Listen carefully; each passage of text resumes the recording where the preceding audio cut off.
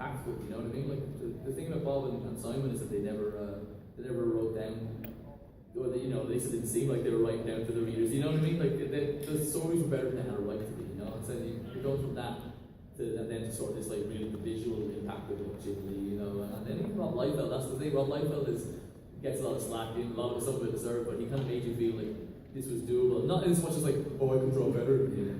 But in as much as if it had that like raw youthfulness to it. So I'd have to say that like as far as my earliest sort of kind of like, this is cool, wouldn't it be cool to do this? Or probably those kind of early 90s X-Men's and X-Forces, and then obviously the Transformers comic that I was obsessed with.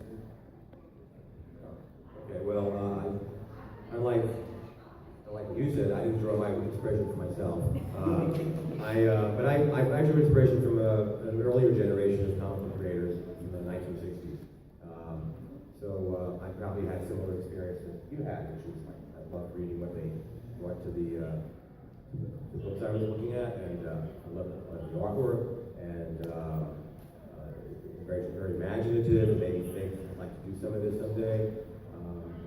And like this, you know, so by the time I was like 12 years old, if somebody had asked me what did I want to do when I grew up, I would say I wanted to be a comic book artist.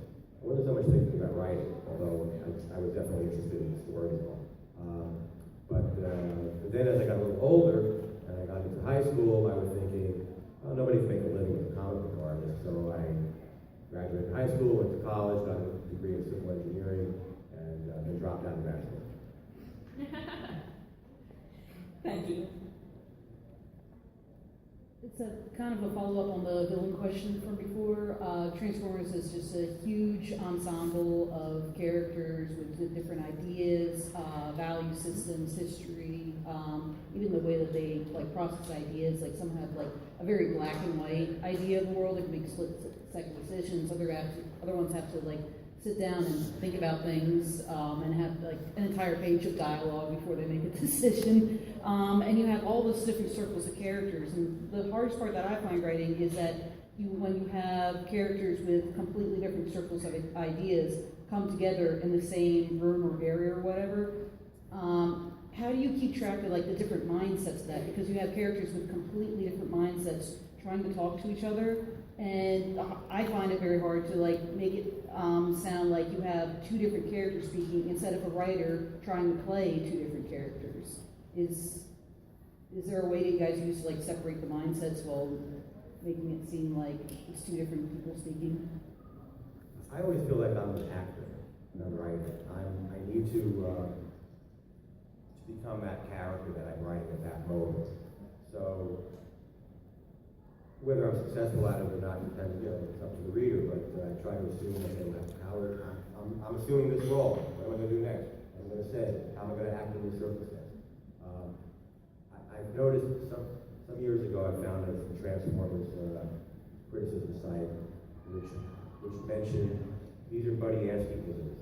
Phrases that I kept using over and over again. I used different characters, but the same kind of sentence construction, the same kind of phrases. So I wasn't 100% successful at separating one character from the next.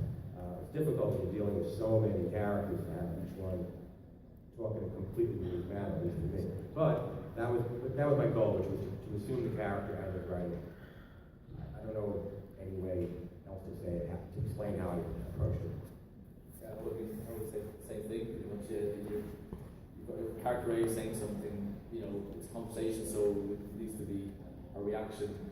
But like you say, you need to put yourself in the mindset of that character. So if it's got someone like Swerve talking Shockwave, you know, like that's, you know, they're two like diametrically opposed characters, you know. So you just got to try and inhabit characters. And it's the same when you're drawing them as well. Obviously, like if you see an artist like drawing like extreme facial expression, they're wearing that facial expression the entire time they're drawing that, you know, until it's they can breathe out and it's done, you know. So there's probably an element of that going on the writing too. I think where it's in, you know, try and you try to like natural back and forth, and in those characters' voices. So yeah, you just put yourself there. I guess it's just a hard thing to teach. That's not a kind of a structural sort of thing, you know. That's a sort of I guess it's part of the instinctive parts of writing, I suppose, and like having the here. But I think you know, kind of Budianskyisms and like feminisms are kind of super famous kind of. But I can't think of many writers of like a long-term sort of note that don't have. I remember Mark Millery had like there's a list of like Mark Millerisms as well. You know, I think it's the word idiot. I think he uses a lot. That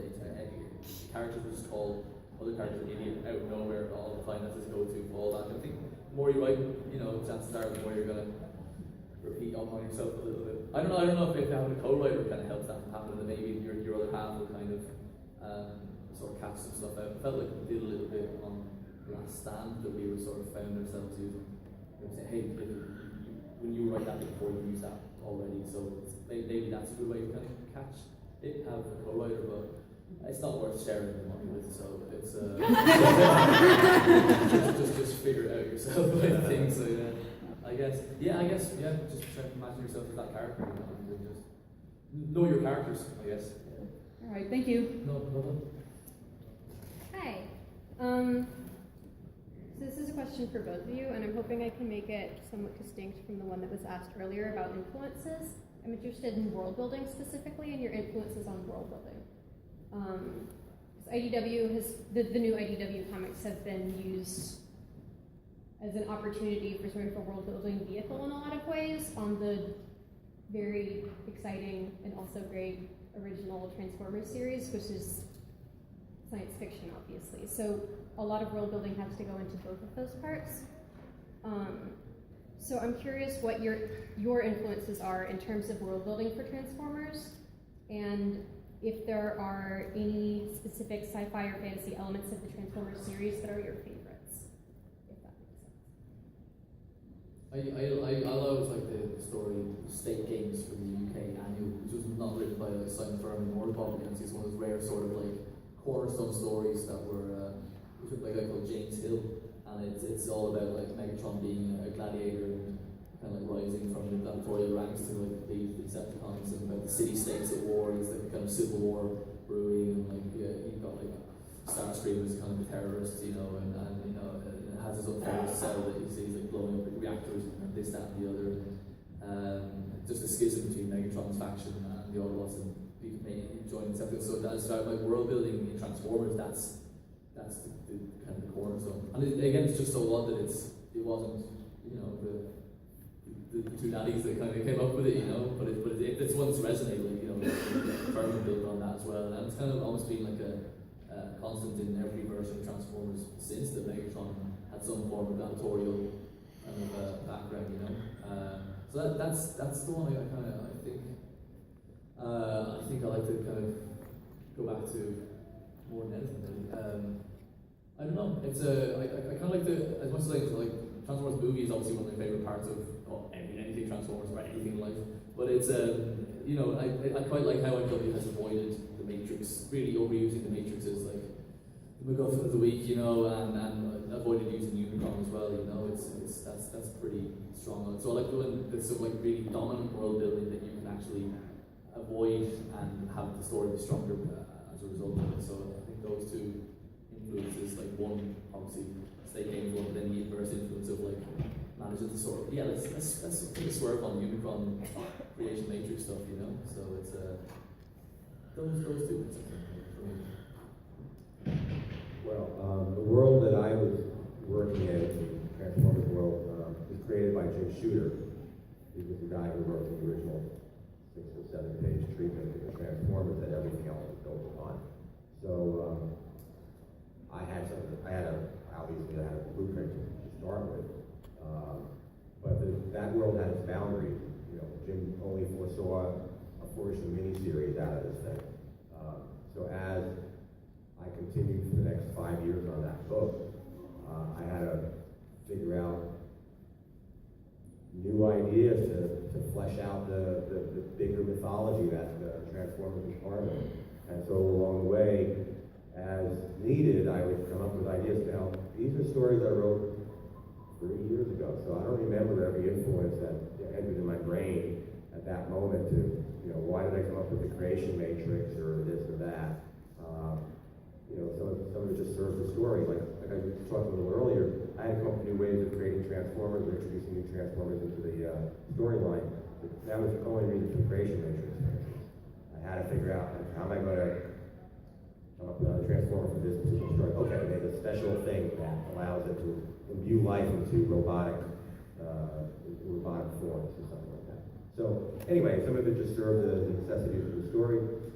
Other times, Hasbro came to me and said, we're going to introduce something called the Headmasters.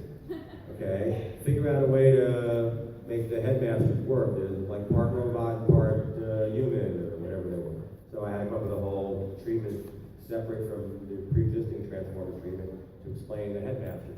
So some of it was just necessity, commercial necessity that, we're introducing a new line of toys, explain it. What inspired me to do all these things? Again, it's kind of lost in the mystery. I don't know. It's been a few years. I like the fact that issue 1 that felt like Transformers was almost at least a 7-year-old like hard science fiction movie, like Saturn-sized planet with characters created from naturally occurring gears and pulleys. It's like, what? This is amazing. This is good. So it's not something. They're not like the crackpot inventor's idea, or even like a light god's kind of last defense against the chaos. Bringer. It's sort of like that's a pretty. In some ways it kind of takes away the humanity quote unquote Transformers, which is kind of what we obviously identify with. So otherwise we would be still into this stuff as much as we are, because they have to have that strong sense of humanity, of characters and recognizable, relatable features. But part of me would love that naturally occurring, that hard science fiction, and have characters like looking like Ironhide, the toy, like really odd robot forms. That's another Elseworlds alt universe Transformers that I'd like to see. But again, from the offset, it's all that. It's the whole not talking now to your audience. It's like strap in, guys. Yeah, I think you tapped into what's the real core genius of the Transformers idea as far as stories go, which is that they are living robots. They don't answer to any humanoid being. Yeah. They are on their own. They have their own culture, their own existence apart from us. And I think that really captured the imagination of the people who first drawn the Transformers and ever since. Thank you. I was going to ask a follow-up question, but I'm going to replace that follow-up question because of something you just said. How much control from above, I don't know if you can answer this, how much control from above does Hasbro have in terms of They don't control me anymore, I can answer anything. I'm the person I've been needing to talk to for like a year. How much editorial influence does Hasbro exercise over the writing decisions you can make in Transformers? Whether it's like, here, the Decepticons have to be evil all the time because we need to sell those toys, or you can't have neutral characters because we can't sell neutral toys. Well, Hasbro, did have its point of view on a lot of things. For instance, you mentioned they bring in a new line of toys, introducing the comic book. The comic book to them was a promotional brochure. Okay, they were promoting and selling their toys. Okay, any extra money they got from licensing fees from Marvel was gravy, but they wanted to sell toys. So I was obligated to find ways to introduce new lines of toys. And I mentioned that. And that was probably the number one reason why I burned out on writing that book, because there was a real strain after creating an interesting storyline, a particular character or two, to have to drop those characters and then go find a way to introduce another 15 characters. So there was that always hanging over my head. But the actual stories themselves, Hasbro was hardly ever, getting in the way of me telling the stories I wanted to tell. On rare occasions, they would step in and say, like there's a cover around issue 51 or something, where there's like this warrior princess holding a sword to a robot, and the robot's head is coming off the torso. Well, the original sketch I drew, there was no torso. But Hasbro thought, or if there was a torso, it was completely disconnected from the head. And Hasbro thought that was too extreme, too graphic. So we had to reconnect the torso with the head. So Jim Lee drew that cover. So Jim Lee, I think he didn't draw the torso of the robot, so we had to add that afterward, because he wasn't turned in the cover that had his death. Yes. We have about 5 minutes, so these will be the last questions. Okay, so but just a couple other places they interfered, like writers and artists would joke around in the plots. So I would joke around my early plots with the writers, like, do this, do that. And they knew it was a joke, but Hasbro didn't know it was a joke.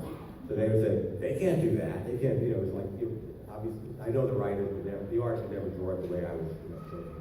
So I just had to be careful and make everything, you know, plain vanilla so Hasbro understood exactly what I was really needing to do. But generally, Hasbro was a terrific partner to work with.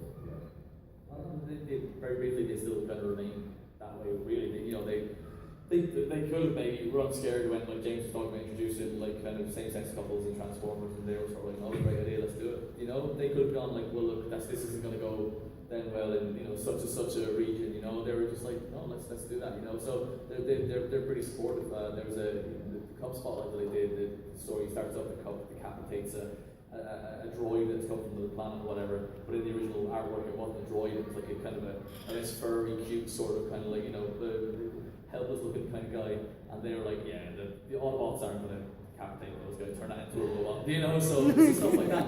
And you sort of like, yeah, fair enough, they do have to kind of protect their brand, so no, they let us do all sorts of things in records especially, so we're, and even in case of we had a character called Tideblade in Scenes of the Records, and they've got Tideblade coming out soon. They could have told us, hey, you can't use Tideblade, but you want to use them, which is basically turning into a giant blue whale because we have the aircraft carrier version coming out soon. They're sort of like, if it serves a story, then it makes us look good, and it adds value to the characters no matter what they look like then. So they're pretty good. I think. Glad to hear this consistent. Yeah, Jenny. Yeah. Great, that's super helpful. Thank you. You're welcome. I'm assailed by self-doubt now. Okay, so first of all, really fast, I just want to make sure you understand how much we appreciate what both of you have done and how much it's made our lives better, so thank you. I always appreciate, as an aspiring writer, hearing, especially how, like, because you, Bob, talk about how you had to come up with ideas over and over and over again, and I know that was hard, but any advice you have on coming up with ideas that we can believe in enough to put some blood, sweat, and tears into writing them. I always appreciate hearing that. I don't know how to answer that, frankly. I mean, it's just like, I had to turn out a book every month. I had to come up with something. I had to put something on a piece of paper. And sometimes the biggest obstacle was just beginning to write something longhand on a piece of paper. Because you want to get everything stacked up in your brain perfectly, and sometimes you don't get to that point until you start writing. And then you see, oh, I gotta fill in this gap, and I've got to come up with a big scene in the middle, I gotta come up with an ending. So, sometimes you're your own worst enemy about getting going. As far as like how do I be creative? How do I turn it on? I mean, I came up with a lot of my best stories. I had to commute from New Jersey to New York City to work when I was working at Marvel. I was writing the Transformers, but I was staff editor. So a lot of my best writing, it wasn't so much writing as plotting, was walking from the train station to the office in the morning.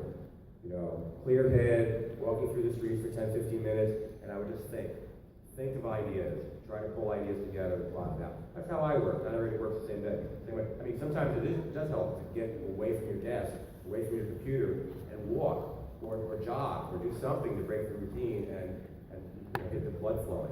Showers and long walks, I find, as well. There you go. When your mind is sort of switched off, it comes in. And the weather is not as good in Ireland. It's tougher for him than me. Yeah. It's just the sort of idea that will come to you. But it's I read someone somewhere saying like your first draft should be kind of like you're basically just trying to land the landing craft on the beach. Do you know what I mean? Just get it done. And then figure out after it. It doesn't have to be pretty or right or any good. Right. Just get your crappy, ugly, manky first draft out there. You know what I mean? Then you can pull it apart and put it together again. So yeah. Well, thanks, guys. Well, We have 1 minute. Proceed. I'll try to be faster.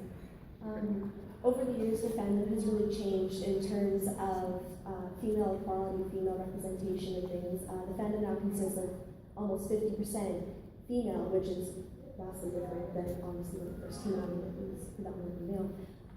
My question then is, are there conversations being had with including female characters in the leading roles and fully fleshed out? And the IDW comics are making great leads and great strides in that by including these awesome female characters, but still, it's not quite enough, if you get what I mean, where it's like they're not fleshed out, they're not leading or anything.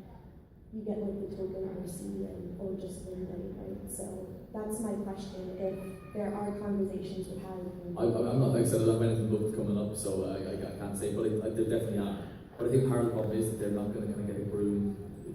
It's not going to get a broom and just kind of rub away kind of half their established 30-year, bankable toy, cast that they know that they can, and especially even from like a writing point of view, that this world, these characters have everything's been set in motion, whatever. Do like a kind of a clean sweep and give the cast a parody that reflects society. So I think that's even the problem. That would be selling the story short, perhaps, if that makes sense. And I don't that sounds like an excuse, but I imagine Hasbro, specifically are sort of like, who do we pick? Okay, Ironhide, you're going, Ratchet, you stay. To introduce like kind of without sort of kind of gender swapping a lot of characters, which in itself wouldn't be.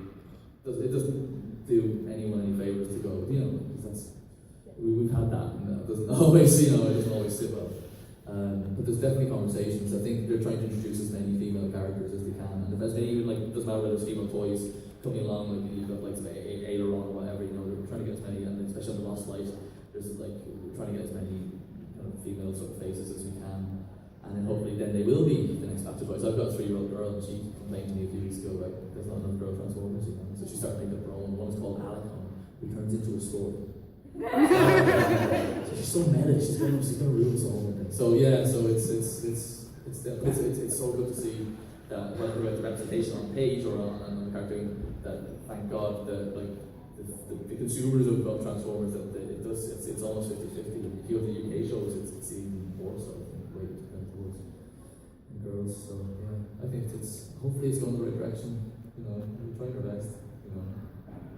Yeah, I don't have much to add because I'm not in the current world of writing comics, but I will give you one little anecdote, which is back when I first started working on Transformers, I was creating all those characters for them. I tried to create one female Autobot, and it was rejected by Hasbro, by their female boys' toys account executive. She said, "This is a boys' toy, no female Transformers." That was back in like ancient history.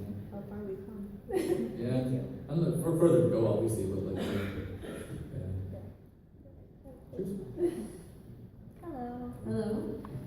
I just wanted to ask, because artists in general probably feel this probably. Whenever you're working on something, when it becomes writing, artwork, anything really, sometimes in the back of your head, a little voice comes in that says, "Stop, this is not good enough, just leave it alone." I know lots of people probably feel that, and I wonder if you guys ever feel that, and if that ever happens, how do you deal with it? Yes, I think, I feel that, I'm sure everyone does. But it's the whole thing, like if you're on a schedule, you kind of just have to power through. And that's the thing, we have the luxury of being on schedule because it gets to be broken through, so it's kind of like when we've got the gig, so we just need to try and get stuff done. But as far as kind of like doing that in a vacuum necessarily, or kind of doing it on your own steam, instead of like the other advice I was saying, so just power through, just get something up on there, and because that flex is plus, because today something's take you right till you rubbish, but tomorrow, you'll figure out the mistakes. You're not going to make those mistakes again. You always take something you've done and make it better, but time is limited. Like I said, you have a schedule. Perfect is the enemy of the good. Mm-hmm. So yeah, if you don't get it right this time, you get it right hopefully next month. But it has to be at least good enough to be at a certain level professionally that you can have it published. You can have an audience for it and sell it. You can't turn it rubbish. You have to do decent stuff. But don't let your perfectionism, a lot of artists have a perfectionist streak. I certainly do. Don't let that perfectionist streak completely stifle you, because that can happen. Mm-hmm. Thank you very much. Thank you. Excellently done. Big head for our panel. This one starts almost immediately. I make an announcement, however. I understand this as a con goer. You've checked out of the hotel. You have your suitcase with you. You want to check out a panel. You can't have your suitcases in here. Point blank. The front desk is storing things for you if you need to, but there's some really big suitcases in here that you can get out of your panel. I'm sorry. You can't have them in here. All right. Next panel.